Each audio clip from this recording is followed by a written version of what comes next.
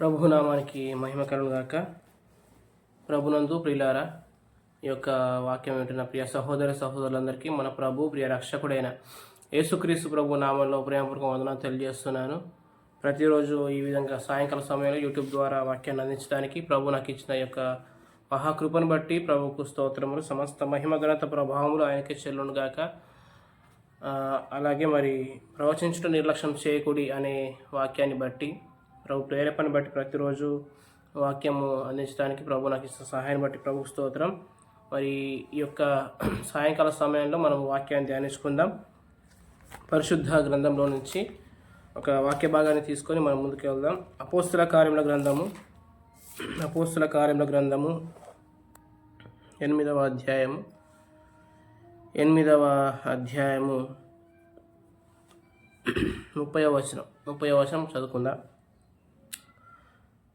ఫిలిప్పు దగ్గరకు పరిగెత్తుకొని పోయి అతడు ప్రవక్త అయిన యెషయా గ్రంథం చదువుచుండగా విని, నీవు చదువునది గ్రహించుచున్నావా అని అడుగగా, అతడు, ఎవడైనను నాకు త్రోవ చూపకుంటే ఎలాగు గ్రహింపగలనని చెప్పి రథమెక్కి తనతో కూర్చుండుమని ఫిలిప్పును వేడుకొనెను.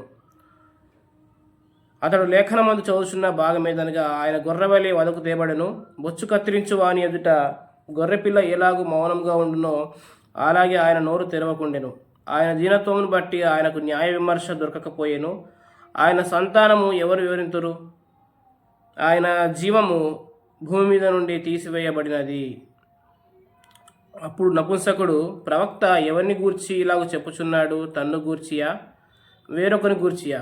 దయచేసి నాకు తెలుపుమని ఫిలిప్పును అడిగాను. అందుకు ఫిలిప్పు నోరు తెరచి ఆ లేఖనమును అనుసరించి అతనికి యేసును గూర్చిన సువార్త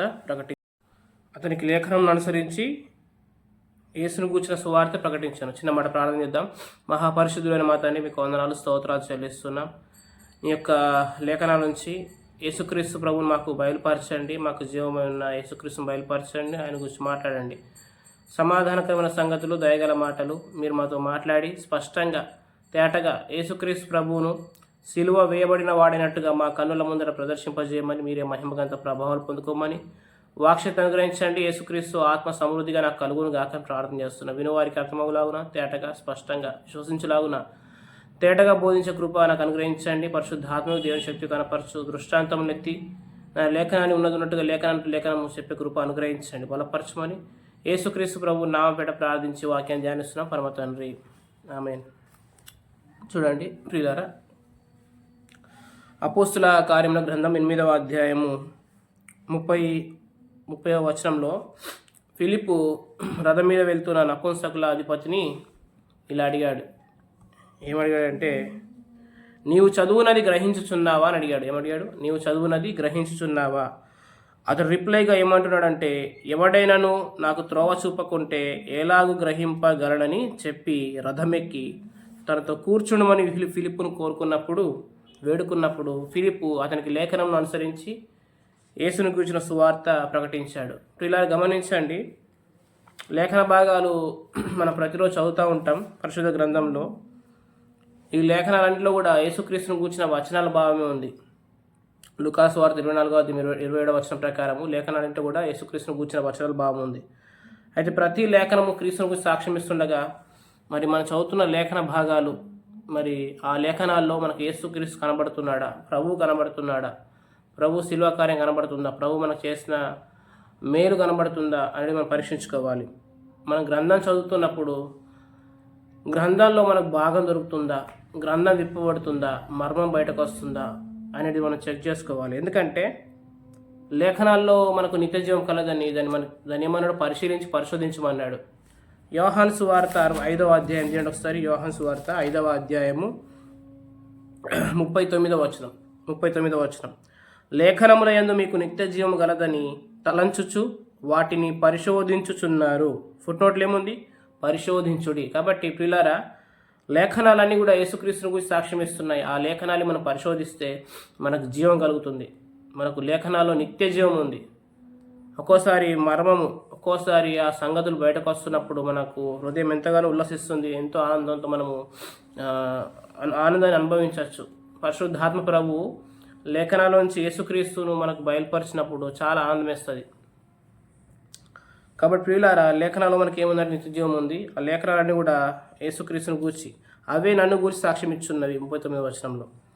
కాబట్టి గ్రంథము చదువుతున్నప్పుడు మనకు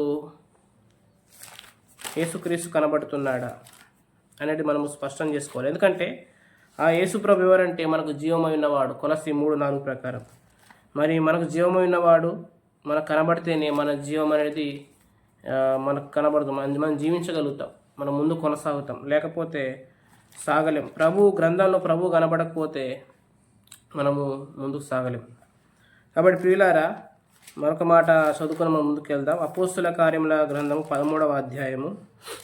అపోస్తుల కార్యముల గ్రంథం 13వ అధ్యాయము 27వ వచనం, 26-27 అండి. సహోదరులారా, అబ్రహాము వంశస్థులారా, దేవునికి భయపడువారులారా, ఈ రక్షణ వాక్యం మన యుద్ధకు పంపబడి ఉన్నది. యెరూషలేములో కాపురముండు వారును వారి అధికారులను ఆయనను ప్రతి విశ్రాంతి దినమునకు చదవబడుచున్న ప్రవక్తల వచనములనైనను గ్రహింపక ఆయనకు శిక్ష విధించుట చేత ఆ వచనములు నెరవేర్చిరి. కదా పిల్లలు గమనించండి, ఇక్కడ 26-27 వచనాల్లో మనం చూసాం, ఆయననైనను ప్రతి విశ్రాంతి దినమున చదవబడుచున్న ప్రవక్తల వచనములనైనను గ్రహింపక ఆయనకు శిక్ష విధించుట చేత ఆ వచనం నెరవేర్చిరి. కాబట్టి వారు ప్రతి విశ్రాంతి దినమున చదువుతున్న లేఖన భాగాలు ఉన్నాయి, కానీ అందులో ఆయననైనను వారు చదువుతున్న ప్రవక్తల వచనాలు కూడా గ్రహింపు లేకుండా ఉన్నారు. అంటే చదువుతున్నారు కానీ ఆ వచనాలు యేసుక్రీస్తుని గురించి రాయబడ్డాయని వారికి తెలియదు. రోమీలకు రాసిన పత్రిక 3వ అధ్యాయంలో కూడా ఈ మాట ఉంది కదా. రోమపత్రిక 3వ అధ్యాయంలో 2వ వచనంలో ఏముందంటే, మొదటిది దేవోక్తులు యూదుల పరము చేయబడెను. కాబట్టి యూదుల దగ్గర ఏమున్నాయి అంటే దేవోక్తులు ఉన్నాయి, ప్రవక్తల లేఖనములు ఉన్నాయి. దీన్ని ఇంకో మాటగా చూసినట్లయితే లూకాసు వార్త 24వ అధ్యాయంలో ఈ లేఖనాలు ఏమన్నారంటే, లూకాసు వార్త 24వ అధ్యాయంలో ఈ లేఖనాలు ఏమన్నాడంటే 44వ వచనంలో, మోషే గ్రంథములోను 24:44 మోషే గ్రంథంలోను ప్రవక్తల గ్రంథములలోను కీర్తనల్లోను నన్ను గూర్చిన వ్రాయబడినవన్నీ నెరవేరవల్లని. కదా, ఇప్పుడు యేసుక్రీస్తుని గూర్చి ఎక్కడికి రాయబడే మోషే గ్రంథం, ధర్మశాస్త్ర గ్రంథం అంటే 5 కాండాలు, పంచకాండాలు, ప్రవక్తల గ్రంథములు, అలాగే కీర్తనల గ్రంథము. వీటన్నిటిలో కూడా అంటే పాత నిబంధన గ్రంథం అన్నింటిలో కూడా, లేఖనాలు అన్నింటిలో కూడా యేసుక్రీస్తుని గూర్చిన వాక్యములు, యేసుక్రీస్తుని గూర్చిన మాటలే ఉన్నాయి. అవన్నీ కూడా ఆయనను గూర్చే సాక్ష్యం ఇస్తున్నాయి. అయితే ఈ లేఖనాలు మనము చదువుతున్నప్పుడు యేసుక్రీస్తు కనబడట్లేదు. ఎందుకు? మరి చాలామంది ఆ లేఖనాలు విప్పబడకపోవడం అనేది మనము చూస్తూ ఉంటాం. అంటే అందులోంచి మర్మం బయటకు రాకపోవడము, యేసుక్రీస్తు కనబడకపోవడం అనేది కొన్నిసార్లు జరుగుతూ ఉంటుంది. అయితే మన గ్రంథం చదువుతున్నప్పుడు ప్రభువు మనకు కనబడాలంటే దానికి ఒక ఏర్పాటు ఉంది. దాన్ని మనం ముందుకు వెళ్ళి స్టడీ చేద్దాం. ముందుగా కొరింథీయులకు రాసిన 2వ పత్రిక 3వ అధ్యాయము, కొరింథీయులకు రాసిన 2వ పత్రిక 3వ అధ్యాయము ఒక మాట 14వ వచనం చదువుకుందాం. 14వ వచనం అండి, చూడండి. మరియు వారి మనస్సులు కఠినములాయను గనుక నేటి వరకును పాత నిబంధన చదువునప్పుడు అది క్రీస్తునందు కొట్టివేయబడినని వారికి తేటపరచబడక ఆ ముసుగే నిలిచి ఉన్నది. నేటి వరకును మోషే గ్రంథం వారు చదువునప్పుడెల్లా ముసుగు వారి హృదయముల మీద ఉన్నది కానీ వారి హృదయము ప్రభువు వైపునకు ఎప్పుడు తిరుగునో అప్పుడు ముసుగు తీసివేయబడును. చూడండి, వారు పాత నిబంధన చదువుతున్నారు. ఇక్కడ పాత నిబంధన అంటే ఏంటంటే పాత నిబంధన గ్రంథం కాదు. పాత నిబంధన అంటే కేవలం 10 ఆజ్ఞలు మాత్రమే. దేవుడు మోషేకు ఇచ్చిన సీనాయి పర్వతం దగ్గర ఇచ్చిన 10 ఆజ్ఞలు ఏవైతున్నాయో వాటిని మాత్రం పాత నిబంధన అంటారు. ఈ పాత నిబంధన 10 ఆజ్ఞలు దేవుడు ఎందుకు ఇచ్చాడంటే ఆ ఆజ్ఞలు నెరవేర్చి, అవి శరీరంతో నెరవేర్చి, వారిని నెరవేర్చి మీరు నీతిమంతులుగా తీర్చబడడానికి. కానీ ఏ మనుషుడు కూడా వాటిని నెరవేర్చి నీతిమంతుడు అవ్వట్లేదు. అయితే యేసుక్రీస్తు శరీరము ద్వారా ఆ పాత నిబంధన ఏమైందంటే కొట్టివేయబడింది. ఆ శరీరానుసారంగా నెరవేర్చబడు ఆజ్ఞలు గల ధర్మశాస్త్రము క్రీస్తునందు కొట్టివేయబడింది. హెబ్రీ పత్రిక 7వ అధ్యాయం 16వ వచనం. కాబట్టి ప్రియులారా, మరి వారు మోషే గ్రంథం అంటే లేఖనాలు చదువుతున్నారు కానీ వాటి గ్రహించలేకపోతున్నారు. ఎందుకంటే వారి హృదయం మీద ఏముంది? హృదయంలో యేసుప్రభు వైపు తిరగట్లేదు. యేసుక్రీస్తు ద్వారానే హృదయ పవిత్రత జరుగుతుంది అనేది వాళ్ళు ఎరిగినట్లయితే, అంటే యేసుక్రీస్తు విశ్వాసం ఉంచడం ద్వారా, అంటే వాళ్ళ దగ్గర ఉన్న లేఖనాల్లో ఉన్న భావం క్రీస్తే, ఆ క్రీస్తు వచ్చాడు, క్రీస్తు ఆ క్రీస్తునందు విశ్వాసం ఉంచితేనే వారి హృదయం పవిత్రపరచబడుతుంది. పవిత్రపరచబడిన హృదయంలో పరిశుద్ధాత్మ నివాసం చేస్తాడు. ఆ పరిశుద్ధాత్ముడు యేసుక్రీస్తుని గురించి సాక్ష్యం ఇస్తాడు యోహాను సువార్త 16:14 ప్రకారం. అయితే వారి హృదయం మీద ఏముంది? ఆ హృదయములు ప్రభు వైపు తిరగలేదు. కాబట్టి వారు ఇంకా ఆ పదాజ్ఞలు పట్టుకొని, ఆ పాత నిబంధన పట్టుకొని వారు నీతిని వెతుకుతూ ఉన్నారు. అందుకనే రోమపత్రిక 10వ అధ్యాయంలో 3వ వచనం అంటాడు, వారు స్వనీతిని స్థాపించబోనుకొనిచున్నారు. వారు ఎందుకు అందుకొనలేదంటే వారు విశ్వాసం మూలంగా కాకుండా క్రియల మూలంగా దాన్ని వెతికిరని రోమపత్రిక 9వ అధ్యాయం నుండి చివరి వచనాల్లో. కాబట్టి ప్రియులారా, పాత నిబంధన అనేది క్రీస్తునందు కొట్టివేయబడిందని మనం నమ్మితే గ్రంథంలో ఉన్న లేఖనాల్లో ఉన్న క్రీస్తు మనకు కనబడతాడు. మనకు మార్గం బయలుపరచబడుతుంది, మనకు దారి దొరుకుతుంది. లేకపోతే మనం గుడ్డివారంగా ఉంటాం, మనం అంధకారంలో ఉంటాం. ప్రియులారా, ఎక్కడికి వెళ్తున్నామో తెలియదు. అయితే గమనించండి, ఇక్కడ పాత నిబంధన ఏమైంది? క్రీస్తునందు కొట్టివేయబడింది. దేవుడు మోషేకు సీనాయి పర్వతం దగ్గర ఇచ్చిన పదాజ్ఞల్ని దేవుడు ఎక్కడ పెట్టమన్నాడు అంటే మందసంలో పెట్టమన్నాడు. ఎక్కడ పెట్టమన్నాడు? మందసంలో. చూడండి, ఆ మాట చూపిస్తాను. నిర్గమకాండము 40వ అధ్యాయము 20వ వచనం. మరియు యెహోవా మోషేకు ఆజ్ఞాపించినట్లు అతడు శాసనములను తీసుకొని మందసములో ఉంచి మందసమునకు మోతకర్రలను తూచి దాని మీద కరుణాపీఠము ఉంచెను కదా. ఇప్పుడు మందసంలో ఏం పెట్టమన్నాడు? ఆజ్ఞలు లేకపోతే శాసనాలు, ఆ పదాజ్ఞలు పెట్టమన్నాడు. ఎందుకంటే ఆ పదాజ్ఞల ద్వారా ఏ మనుషుడు నీతిమంతుడుగా తీర్చబడ్డాడు.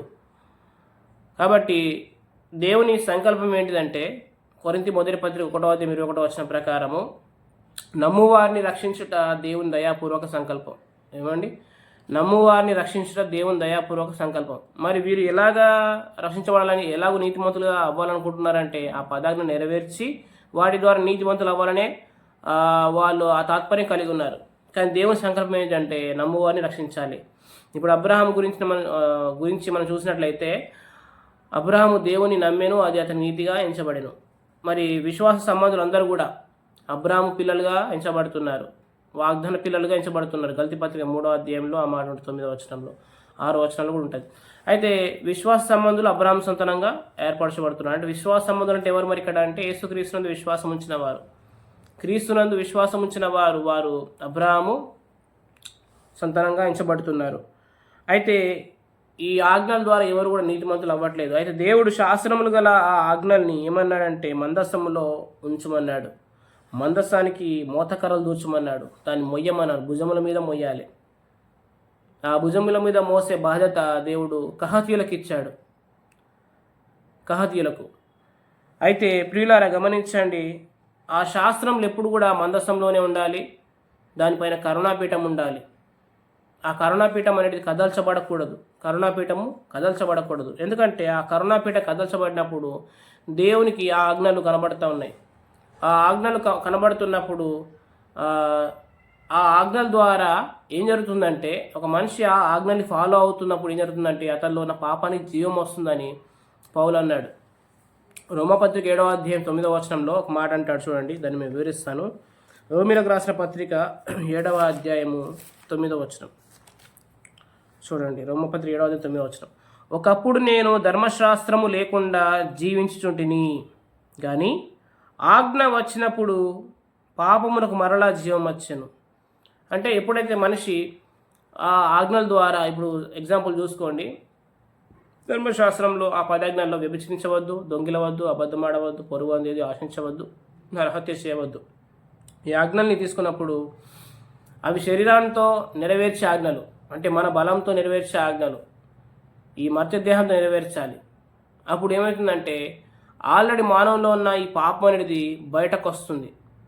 అంటే ఆ పాపము ఆజ్ఞను హేతు చేసుకొని బయటకు వచ్చి అది నన్ను చంపుతుందని రాశాడు పౌలు గారు. అది నన్ను చంపుతుందని రాశాడు.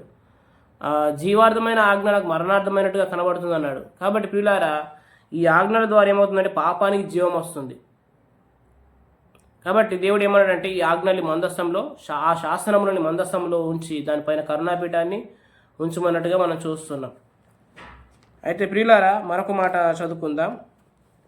సంఖ్యాకాండం 7వ అధ్యాయం 90వ వచనం. సంఖ్యాకాండము 7వ అధ్యాయము 90వ వచనంలో ఒక మాట చదువుకుందాం.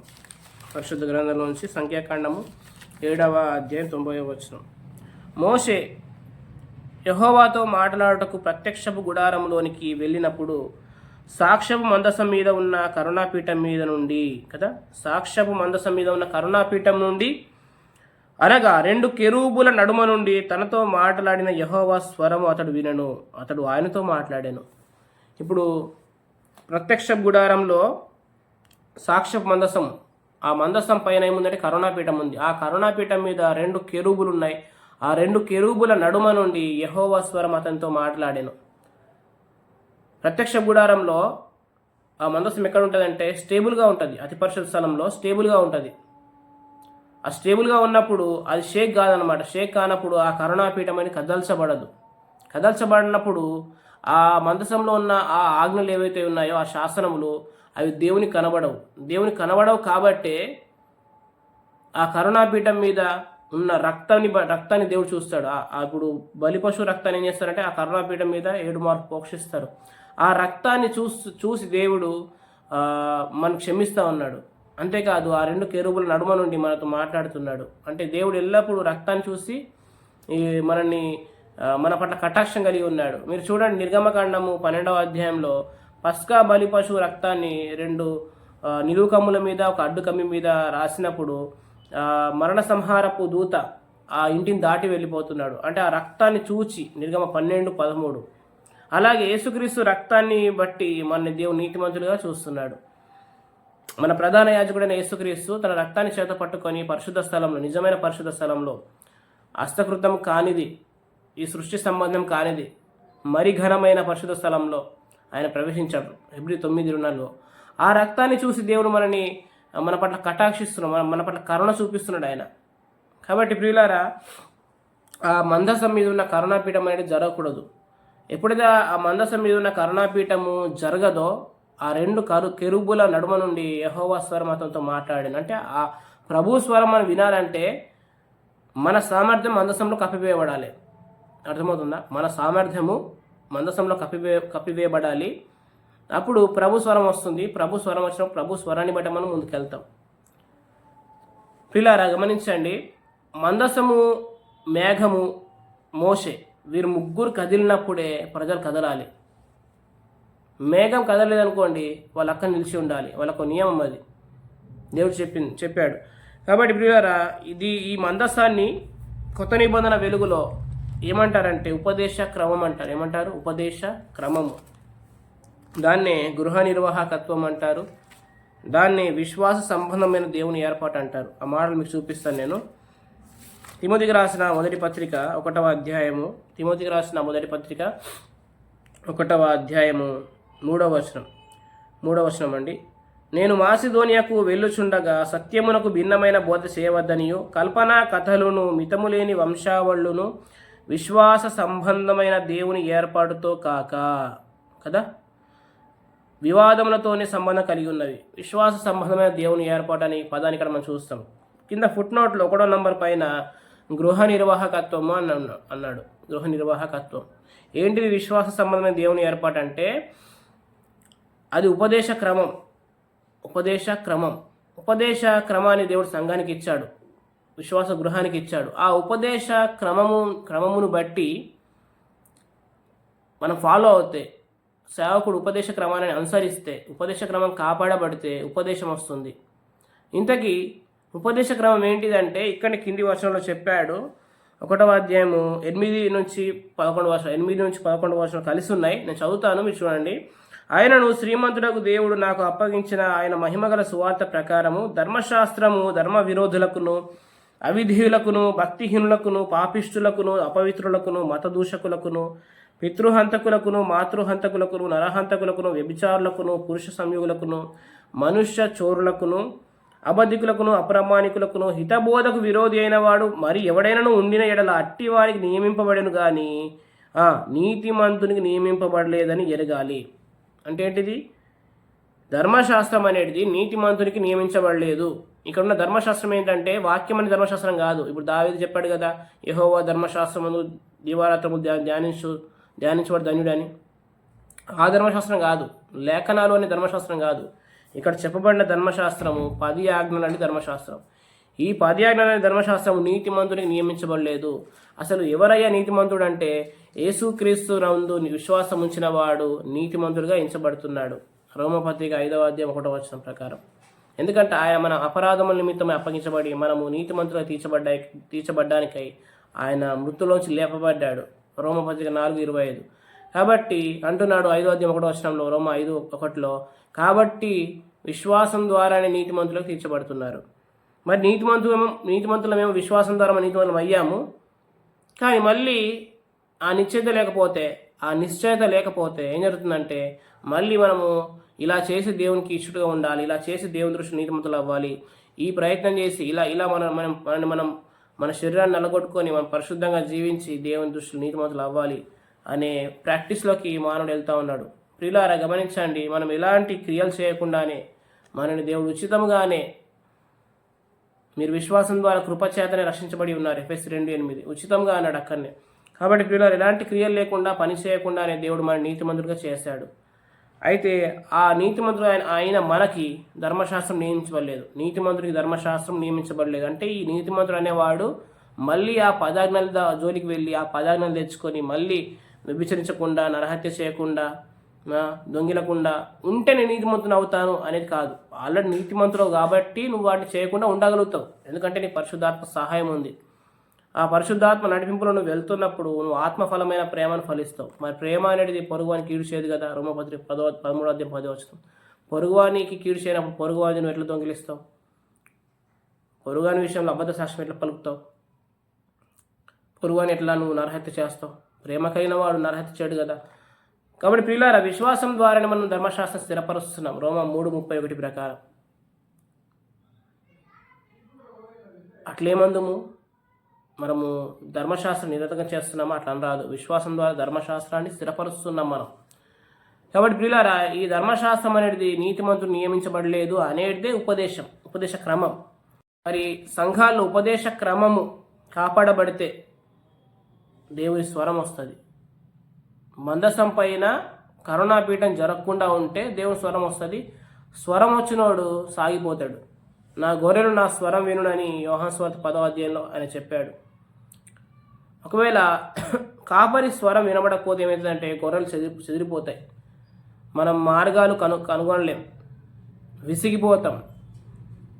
ఆదికాండంలో లోతు దగ్గరికి ఆ సొదొమ మనుషులు వచ్చి ఏమన్నారంటే, ఆ మనుషుల్ని మాకు అప్పగింపము, మేము వారిని కూడాలంటే దేవుడు వారికి కనుమబ్బు కలిగేసినప్పుడు వారు మార్గం కనుగొనలేక విసిగిపోయారని ఉంటుంది.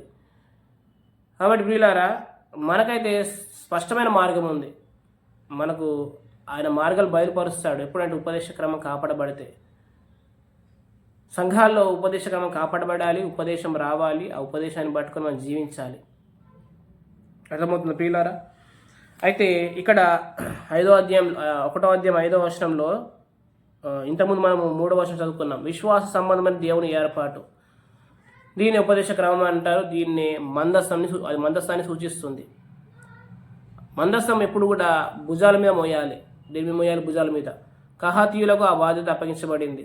ఒకవేళ ఎద్దుల బండి మీద మోస్తే ఏం జరుగుతుందంటే, దావీదు ఒకసారి కొత్త బండి చేయించి ఎద్దుల బండి మీద వాటిని మందస్థాన్ని తీసుకొచ్చినప్పుడు ఒర్నాను కళ్ళం దగ్గర ఏం జరిగిందంటే ఆ మందస్థము జారింది. ఎల్లు జారినప్పుడు మందసం పైన కరుణాపీఠము జారింది. దాన్ని పట్టుకొని పోయిన ఉజ్జా మొత్తం పడ్డాడు కదా. కాబట్టి ప్రియులారా మందసం పైన ఉన్న కరుణాపీఠం ఏదైతే ఉందో అది జారకూడదు. మరొక మాట చదువుకుందాం. సమూయేలు మొదటి గ్రంథము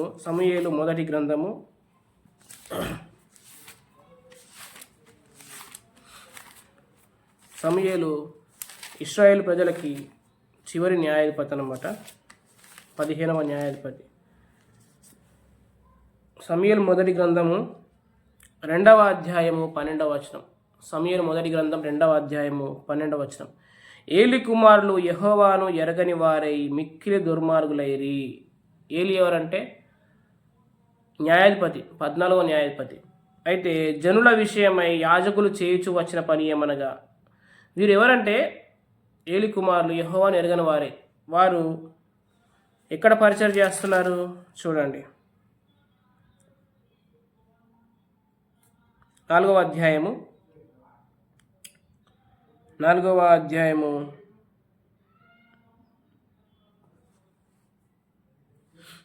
వచనం.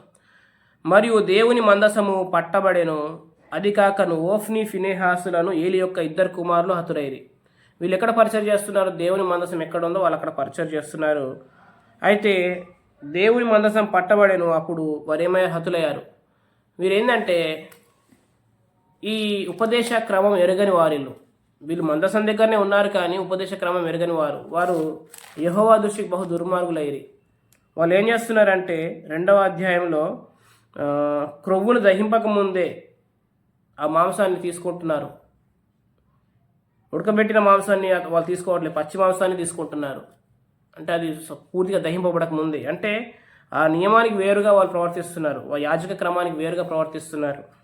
నెక్స్ట్ 17వ వచనం, వారి వలన ఏమైందంటే అందువలన జనులు యెహోవాకు నైవేద్యం చేయుటయందు అసహ్యపడుటకు ఆ యవ్వనులు కారణమైరి. అంటే వీళ్ళకి ఏం తెలియదంటే ఉపదేశ క్రమం తెలియదు. వాళ్ళు యాజకులు కానీ యాజక క్రమం తెలియదు వాళ్ళకి. మందసం దగ్గర పరిచయం చేస్తున్నారు కానీ వాళ్ళు దాన్ని ఎరగని వారుగా ఉన్నారు. యెహోవా దృష్టిలో వాళ్ళు దుర్మార్గులుగా ఉన్నారు.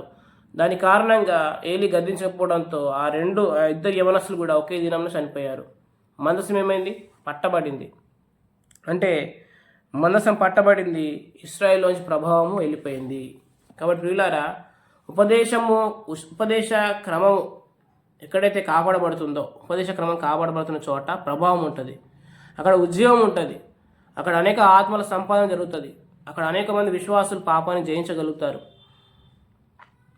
ఎవరికైతే ఆదరణ లేకుండా ఉంటారో వాళ్ళు ఆదరణ పొందుతారు, వారి దాహం తీర్చబడుతుంది, వారి హృదయాల్లో జీవజల నదులు ప్రవహిస్తూ ఉంటాయి. ప్రియులారా, ఉపదేశం వస్తున్న కొలది క్రొవ్విన దూడ గంతులేసిన అనుభవం కనబడుతుంది. మలకి గ్రంథం 4వ అధ్యాయం అన్నమాట. కాబట్టి ప్రియులారా గమనించండి, ఉపదేశం అనేది రావాలి. ఉపదేశం రావాలంటే ఉపదేశ క్రమం ఎరిగిన సేవకుడు మనకు దొరకాలి. ఉపదేశ క్రమం ఏంటి అంటే నీతిమంతుడికి ధర్మశాస్త్రం నియమించబడలేదు. అంటే నీతిమంతుడికి ఏం బోధించొద్దు? ఆజ్ఞలు బోధించొద్దు. మరి ఎలా అంటే దొంగిల వద్దని చెప్పడం తప్పేం కాదు కదా, నరహత్య చేయవద్దు అని తప్పేం కాదు కదా, పొరుగువారిని ఆశించవద్దు అనేది తప్పేం కాదు కదా, వ్యభిచరించవద్దు అని తప్పేం కాదు కదా, తప్పు కాదు. రోమపత్రికలో కూడా అంటాడు, ధర్మశాస్త్రం ఆత్మ సంబంధమైందని ఎరుగుదుము, అది ఉత్తమమైంది, అది జ్ఞానసత్య స్వరూపమైంది. కానీ ఆ ఆజ్ఞల ద్వారా ఏం జరుగుతుందంటే నాలో ఉన్న పాపానికి జీవం వస్తుంది కదా. మనం ఇందాక చదువుకున్నట్టు విశ్వాసం ద్వారా ధర్మశాస్త్రాన్ని స్థిరపరుస్తున్నాం. ఎలాగంటే ఒక వ్యక్తి విశ్వాసం మూలంగా జీవిస్తున్నప్పుడు, ఆత్మప్రభాత నడిపిస్తున్నప్పుడు అతడు ఆత్మఫలాన్ని ఫలిస్తాడు. ఆత్మఫలం ఏంటిది మరి? గల్తీ పత్రిక 5వ అధ్యాయం 22వ వచనంలో ఉంది కదా, ఆత్మఫలం ఏమనగా ప్రేమ. ఈ ప్రేమ అనేది పొరుగువారికి కీడుచేది కదా. ఆ విధంగా మనము ధర్మశాస్త్రాన్ని మనం నెరవేరుస్తున్నాం ప్రియులారా. కాబట్టి నీతిమంతుడికి ధర్మశాస్త్రం అనేది నియమించబడలేదు అనే ఉపదేశాన్ని సేవకుడు చెప్పినట్లయితే ఆ సేవకుని ద్వారా ఆ సంఘము అభివృద్ధి చెందుతుంది ప్రియులారా. దాన్నే సత్యవాక్యము సరిగా వివరించడం. కాబట్టి ప్రియులారా గమనించండి, ఉపదేశ క్రమము కాపాడబడితే ఉపదేశం వస్తుంది. అందుకనే పాత నిబంధన అనే ధర్మశాస్త్రము క్రీస్తునందు కొట్టివేయబడింది అనేది గ్రహిస్తేనే మనకు లేఖనాల్లో ఉన్నటువంటి క్రీస్తు స్పష్టంగా కనబడతాడు. ఫిలిప్పు అడుగుతున్న నపుంసకుల అధిపతిని, నీవు చదువునది గ్రహించుచున్నావా? అయితే అప్పటికి యేసుక్రీస్తును ఆయన యెరూషలేముకు ఆరాధించడానికి వచ్చాడు. అప్పుడు ఎవడైనా నాకు త్రోవ చూపకుంటే నేను ఎలా గ్రహింపగలను అని అంటూ అతనికి లేఖనాన్ని అనుసరించి ఫిలిప్పు సువార్త చెప్పినప్పుడు ఆ నీళ్ళ వద్దకు వచ్చినప్పుడు, నీళ్ళు కనబడినప్పుడు అతడు పూర్ణ విశ్వాసంతో ప్రభువుని అంగీకరించి అక్కడ బ్యాప్టిజం తీసుకున్నట్టుగా మనం చూస్తున్నాం. అయితే నేడు చాలామంది లేఖన చదువుతున్నప్పటికీ గ్రహింపు రాకపోవడానికి ఎందుకు కారణం ఏంటిదంటే పాత నిబంధన అనేది క్రీస్తును గూర్చి క్రీస్తు శరీరం కొట్టువేయబడింది. పాత నిబంధన గ్రంథం కానీ, ప్రవక్తల లేఖనాలు కానీ, మోషే గ్రంథం కానీ, ఇవన్నీ కూడా కీర్తనల పుస్తకాలు కానీ, ఇవన్నీ కూడా క్రీస్తును గూర్చి సాక్ష్యం ఇస్తున్నాయి. ఆ క్రీస్తు మనకు కనబడతాడు, అప్పుడు మనకు మార్గాలు సరళం చేయబడతాయి, మనకు మార్గాలు తెలుస్తాయి ప్రియులారా. గమనించండి, అందుకనే పౌలు గారు తిమోతికి రాసి ఒక మాట అంటాడు. ఏంటంటే చూడండి, తిమోతికి రాసిన రెండవ పత్రిక 2వ అధ్యాయము 15వ వచనం. దేవుని ఎదుట యోగ్యునిగాను సిగ్గుపడనక్కర్లేని పనివానిగాను సత్యవాక్యమును సరిగా ఉపదేశించువానిగాను నేను నీవే దేవునికి కనపరుచుకుంటకు జాగ్రత్త పడమంటాడు కదా. ఇక్కడ సత్యవాక్యమును సరిగా ఉపదేశించాలి. ఏంటిది మరి సత్యవాక్యం సరిగా ఉపదేశించడం అంటే? కింద ఫుట్నోట్లో సత్యవాక్యమును సరిగా విభజించడం. ఎట్లా విభజించాలి సత్యవాక్యాన్ని సరిగా అంటే, పాత నిబంధన వేరు, కొత్త నిబంధన వేరు. పాత నిబంధన క్రీస్తునందు కొట్టివేయబడింది, కొత్త నిబంధనకు ఆయన మధ్యవర్తి. పాత నిబంధన అంటే ధర్మశాస్త్రానికి ఆయన సమాప్తి. రోమపత్రిక 10వ అధ్యాయం 4వ వచనంలో ఏముందంటే, విశ్వసించు ప్రతి వారి నీతి కలుగుటకై క్రీస్తు ధర్మశాస్త్రానికి సమాప్తి అయి ఉన్నాడు. హెబ్రీ పత్రిక 12వ అధ్యాయంలో అంటాడు, ఆయన కొత్త నిబంధనకు మధ్యవర్తి అయి ఉన్నాడు. ప్రియులారా గమనించండి. మరొక మాట చదువుకుందాం. హెబ్రీ పత్రిక 8వ అధ్యాయం 7వ వచనం. ఏలైనగా ఆ మొదటి నిబంధన లోపము లేనిదైతే రెండవ దానికి అవకాశం ఉండదు. ఇప్పుడు చెప్పండి, మొదటి నిబంధన ఏంటిదంటే అది పశువుల రక్తం ద్వారా జరిగిన నిబంధన, అది ధర్మశాస్త్ర నిబంధన, 10 ఆజ్ఞలు. ఆ నిబంధనలో లోపం ఉంది ప్రియులారా. ఏటా లోపం అంటే అది ఎవరిని కూడా నీతిమంతులుగా తీర్చలేదు. గలతీ 2:21 అంటాడు, నీతి ధర్మశాస్త్రం వలననైతే ఆ పక్షమందు క్రీస్తు చనిపోయింది నిష్ప్రయోజనమే అంటాడు. అంటే నీతి అనేది ధర్మశాస్త్రం ద్వారా కలగట్లేదు. నీతి కలిగినప్పుడు ఒక విశ్వాసి ఎలా జీవిస్తాడు? అతను ఫస్ట్ దేవుని బిడ్డని కావట్లేదు, అతను దేవుని కుమారుడు అవ్వట్లేదు, అతను కడగబడట్లేదు, అతని పాపాలు క్షమించబడట్లేదు, అతను దేవుని బిడ్డగా ఎలా కొనసాగుతాడు? అదే విషయం పౌలు గారు చెప్తున్నాడు. కాబట్టి ప్రియులారా, రెండవ దాంట్లో ఏముంది? లోపం ఉంది. మొదటి దాంట్లో లోపం ఉంది కాబట్టి రెండవది వచ్చింది. ఇక్కడ కింద 13వ వచనంలో అంటాడు, ఆయన క్రొత్త నిబంధన అని చెప్పుట చేత మొదటి దాన్ని పాతదిగా చేశాడు. ఇప్పుడు కొత్త నిబంధన ఏంటిది? ఇది నా రక్తము వలనైనా క్రొత్త నిబంధన. ఆయన మనతో క్రొత్త నిబంధన చేశాడు. అది ఎవరి రక్తం ద్వారా అంటే పవిత్రుడు, నిర్దోషి, నిష్కలంకుడైన యేసుక్రీస్తు గొర్రెపిల్ల రక్తం. అది మనం నిర్జీవాసుల చేత విమోచించబడలేదు, మనం అక్షయమైన రక్తం చేత విమోచించబడ్డవారం. ఆ రక్తం ద్వారా మనం నీతిమంతులుగా తీర్చబడ్డాం. కాబట్టి ప్రియులారా, ఆయన శరీరం అప్పగించబడ్డ ద్వారా పాత నిబంధన కొట్టివేయబడిందని నమ్మాలి. అప్పుడు లేఖనాలు ధ్యానిస్తున్నప్పుడు మన క్రీస్తు స్పష్టంగా కనబడతాడు. అది ఉపదేశము క్రమము ఎరగని వారు చెప్పే ఉపదేశం ద్వారా విశ్వాసికి ప్రయోజనం ఉండదు. వాటి నిష్ప్రయోజనమైన ముచ్చట్లు అన్నాడు. అవి విశ్వాస సంబంధమైన దేవుని ఏర్పాటుతో కాక అన్నాడు. అక్కడ ఏముంటాయంటే వివాదాలు. ఈరోజు చాలా సంఘాలు వివాదాలు ఎందుకున్నాయి? ఎందుకంటే అక్కడ ఉపదేశం సరైనది రావట్లేదు. అంటే నీతిమంతునికి ఏది చెప్పాలో చెప్పట్లేదు, నీతిమంతునికి ధర్మశాస్త్రం విధించబడలేదు అని చెప్పట్లేదు. ధర్మశాస్త్రం ద్వారా పాపేచ్ఛలు వస్తాయి, రోమా 7:4. ధర్మశాస్త్రం ద్వారా దురాశ కలుగుతాయి, రోమా 7:8. అసలు చెప్పాలంటే ధర్మశాస్త్రం పాపానికి బలం, కొరింథీ పత్రిక 15:56 వచనం ప్రకారం. కాబట్టి ఆ ధర్మశాస్త్రాన్ని బోధిస్తే, లేకపోతే ఫైనల్ సారాంశం ధర్మశాస్త్ర ఆజ్ఞ అయితే అక్కడ విశ్వాస జీవం కలగదు. ఇప్పుడు యోసేపుని పట్టుకొని, యోసేపు తన ఎవరి కాలం మందు పరిశుద్ధంగా జీవించగలిగాడు, నీవు జీవిస్తున్నావా అంటే దాని కంక్లూజన్ ఏంటిది? వ్యభిచరించవద్దు అనే కంక్లూజన్ తీసుకొస్తున్నారు. కానీ యేసుక్రీస్తునందు విశ్వాసం ఉంచిన మనము ఆల్రెడీ మనం పరిశుద్ధులమనే స్థితిని ఒప్పింపజేయాలి.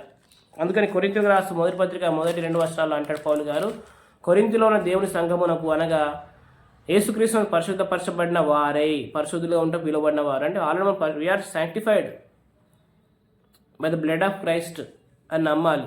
ఆ తర్వాత ఆత్మప్రభు నడిపిస్తున్నప్పుడు మనము పరిశుద్ధత ఫలిస్తాం. రోమా 6:22 పరిశుద్ధత కలుగుటయే మీకు ఫలము అన్నాడు.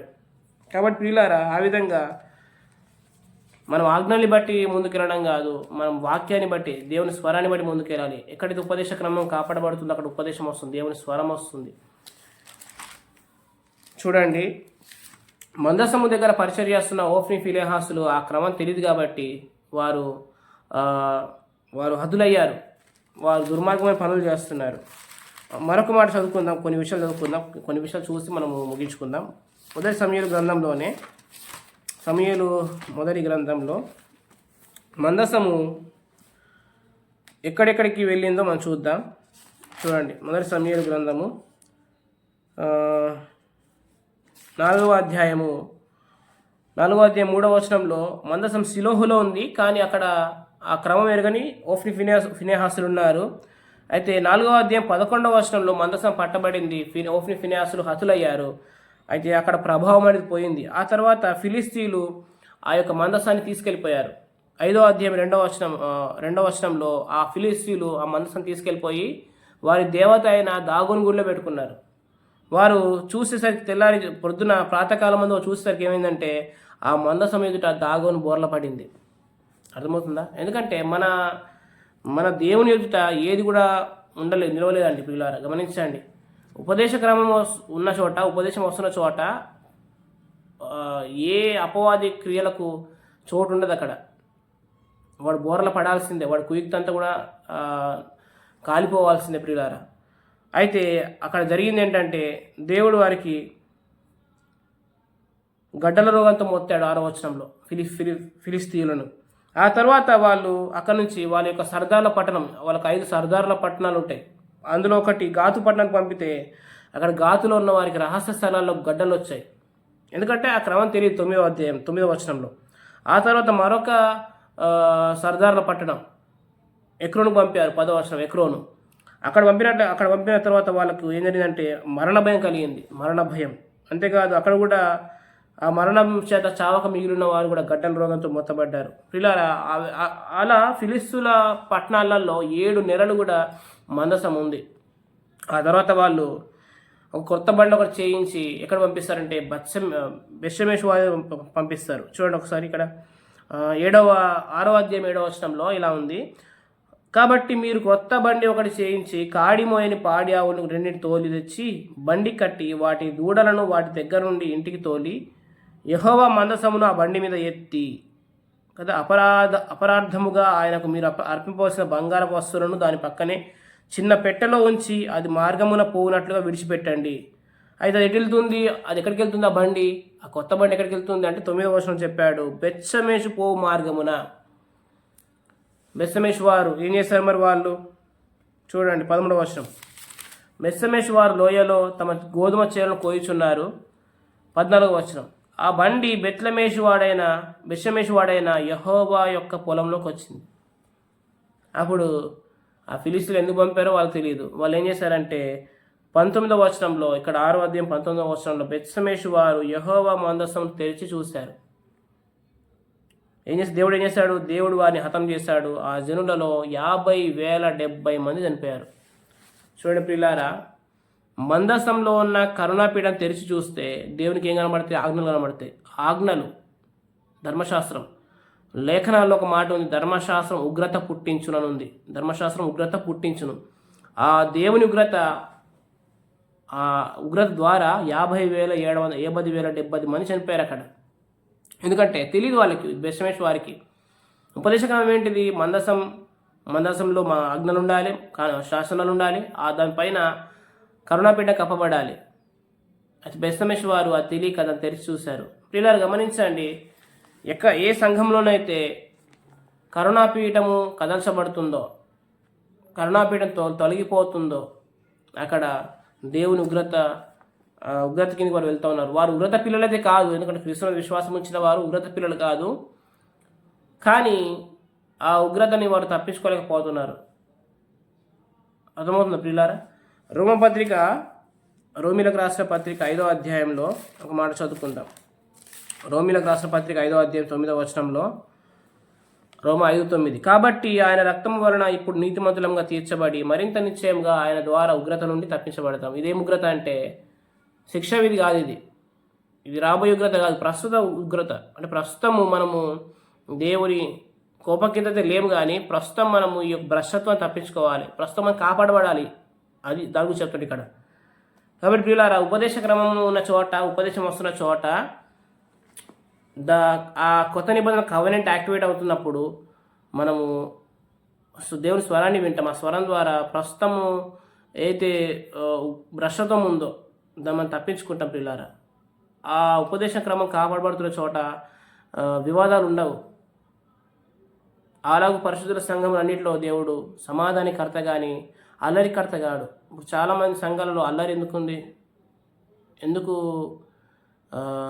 చాలామంది యవనస్తులు పాడైపోతున్నారు?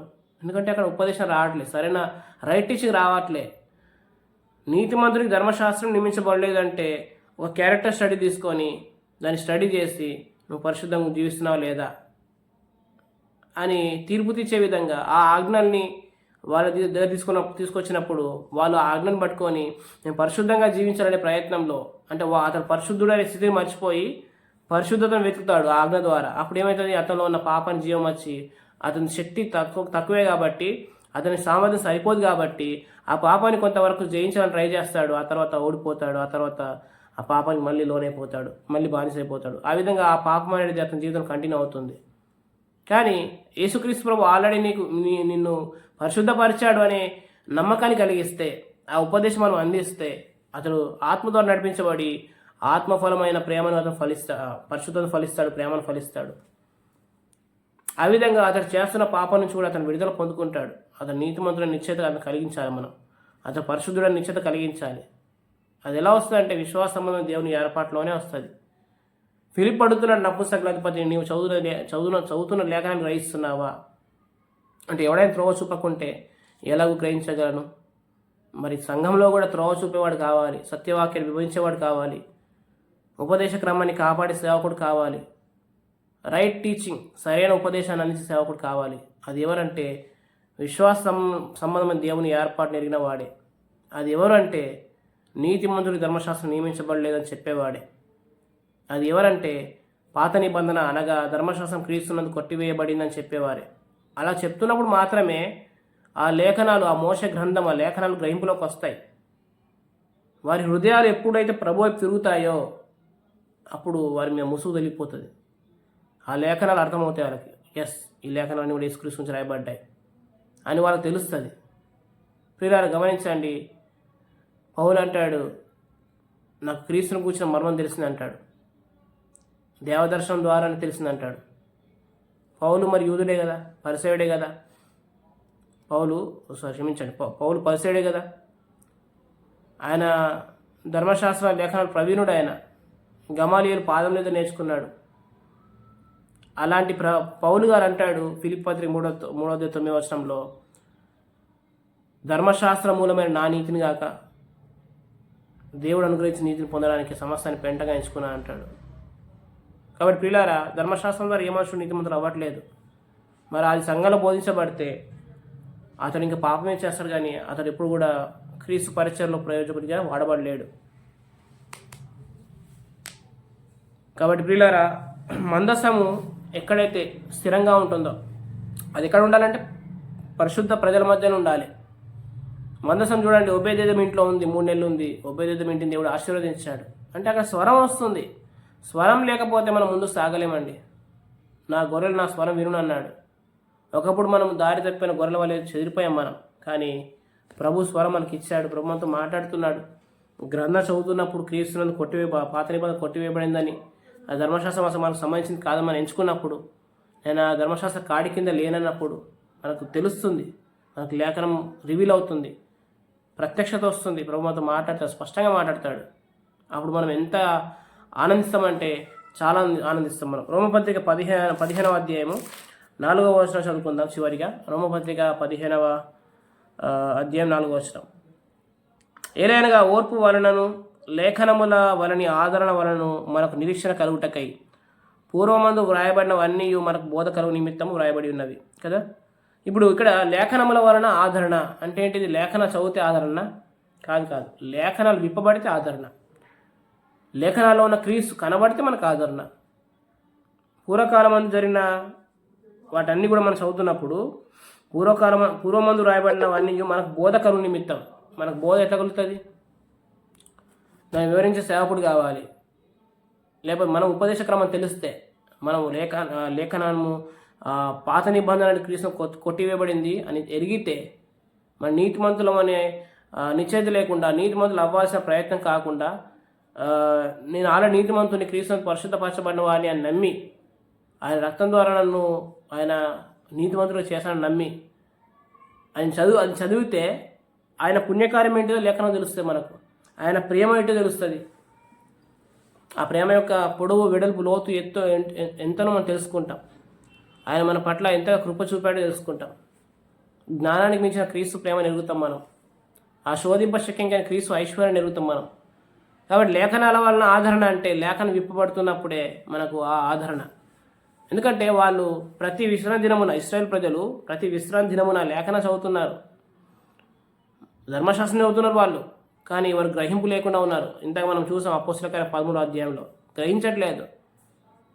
కాబట్టి ప్రియులారా, లేఖనం విప్పబడుతున్నప్పుడు మనకెంతో ఆదరణ కలుగుతుంది. ప్రభు స్వరం వస్తేనే మనకు ఆదరణ. మనుషుల మాటలు మనల్ని ఆదరింపలేవు. ఇలా గమనించండి. నీవు చదువునది గ్రహించున్నావా అంటే ఎస్, మనం గ్రహించాలి. లేఖనం విప్పబడాలి. అతను అడుగుతున్నాడు, ప్రవక్త తన్ను గురించి రాశాడా, వేరొకరి గురించి రాశాడా? తెలియట్లేదు ఆయనకి. ఈనాడు చాలామంది అలానే ఉన్నారు. ఈ వాక్య భాగం ఏంటిది, ఇది ఎవరి గురించి రాయబడింది, ఈ లేఖనాలు ఉన్న సందర్భం ఏంటిది, ఎందుకు తెలియట్లేదంటే ఆ ముసుగు తొలగట్లేదు. ఆ ముసుగు తొలిగితే మనం ప్రభువుని చూస్తాం. ప్రభువుకు ఆత్మచేత ఆ పోలికలో మార్చబడతాం. అంటే ఆ స్వరం ఎలా వస్తుందో, ఆ స్వరము ఏమై ఉందో, ఆ స్వరంలో ఆయన ప్రణాళిక, ఆయన చిత్తము బయలుపరచబడుతుంది. ఆ చిత్తం ప్రకారం మనం ముందుకు వెళ్తాం. ఆ పోలికలో మార్చబడడం అంటే అది 2 కొరింథీ పత్రిక 3వ అధ్యాయం 18వ వచనం. ప్రభువుకు ఆత్మచేత ఆ పోలికలో మార్చబడతాం. ప్రియులారా గమనించండి, మీరు అందరూ కూడా ప్రభు పోలికలో మార్చబడాలి.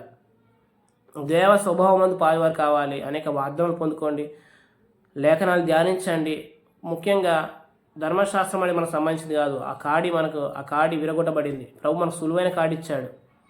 అదేంటిదంటే, మీరు నా కాడి ఎత్తికొని నడుచుకోండి, నా కాడి సులువు, నా భారం తేలిక అన్నాడు. కాబట్టి వీళ్ళారు ఆయన పాదం నిద్ర నేర్చుకుందాం. ఆయన కాడి సులువైంది. ధర్మశాస్త్ర కాడి మనమైనను మన పితరులను మోయలేని కాడి అన్నాడు అపోస్తలుల కార్యం గ్రంథం 15వ అధ్యాయం 10వ వచనంలో. ఆ కాడి మనకు సంబంధించింది కాదు. దాని కింది మనం వెళ్ళకూడదు. అది దాస్యమైన కాడి. గల్తీ పత్రిక 5:1 అంటాడు, మీరు మరలా ఆ దాస్యమైన కాడి కింద చిక్కుకొనకూడి అన్నాడు. గమనించండి, అది దాస్యమైన కాడి. మనం దాసులం కాదు, మనం కుమారులం.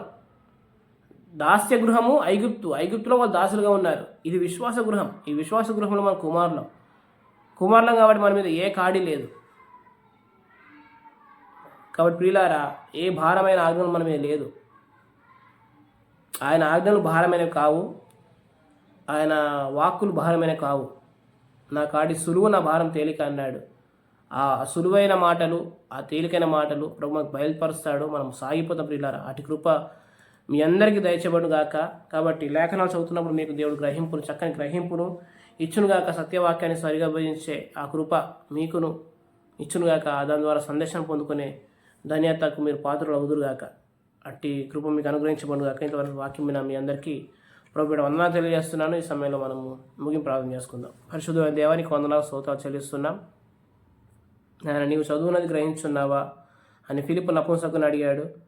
నాయన, లేఖనాలు విప్పబడాలంటే పాత నిబంధన క్రీస్తునందు కొట్టివేయబడిందని నమ్మాలి. ప్రభువా, సహాయం చేయండి. ప్రభువా, ఉపదేశ క్రమము ఎరిగిన సేవకుడు మాత్రమే, విశ్వాస సంబంధం దేవుని ఏర్పాటు ఎరిగిన సేవకుడు మాత్రమే సత్యవాక్యాన్ని సరిగా విభజించగలడు. ఏది పాత నిబంధన, ఏది కొత్త నిబంధన, ఏది పాత బట్ట, ఏది కొత్త ముద్ద, ఏది పాత తిత్తులు, ఏది కొత్త ద్రాక్షరసం అనేది, ఆ డీవియేషన్ని, ఏది ప్రతిష్ఠితమైంది, ఏది లౌకికమైంది అనేది ఆ తేడా తెలుస్తుంది ప్రభువా. నాయన, మరి లేకపోతే తేడా తెలియకపోతే కలిపి చెప్పేడు అనుకుల వల్ల ఉంటాం ప్రభువా. అప్పుడు మాకు స్వరం రాదు. అప్పుడు దేవుని ఉగ్రతకు మేము పాత్రలం అవుతాం. వాస్తవంగా మేము యేసుక్రీస్తు నమ్మిన మేము ఉగ్రత పిల్లలం కాదు. కానీ నాయన, ఈ లోక ప్రశ్నలతో పడే అవకాశం ఉంటుంది. దాన్ని సహాయం చేయండి. ఈ వాక్యమైన ప్రియులందరూ కూడా మా ప్రభువా, వారి లేఖనం చదువుతున్నప్పుడు ఆయన వారికి క్రీస్తు కనబడును గాక, తద్వారా మార్గం బయలుపరచబడును గాక, తద్వారా వారు సాగిపోదురాగా మేము స్తుతిస్తూ సమస్త మహిమగత ప్రభావాలు మీకు ఆరోపిస్తున్నాం. ఇంతో ఇచ్చిన సహాయాన్ని బట్టి మీకు వందనాలు చెల్లిస్తూ యేసుక్రీస్తు ప్రభువు నామమున మరి ఈ యొక్క కూడికలో మీరు సహాయం చేశారు. మరి విన్న వారందరినీ కూడా దీవించి ఆశీర్వదించమని యేసుక్రీస్తు ప్రభువు నామం పేట స్తోత్రాలు చెల్లించి కూడికను ముగింపు చేస్తున్నాం పరమ తండ్రి. ఆమేన్. మరొకసారి ప్రియులందరికీ వందనాలు తెలియజేస్తున్నాను. God bless you.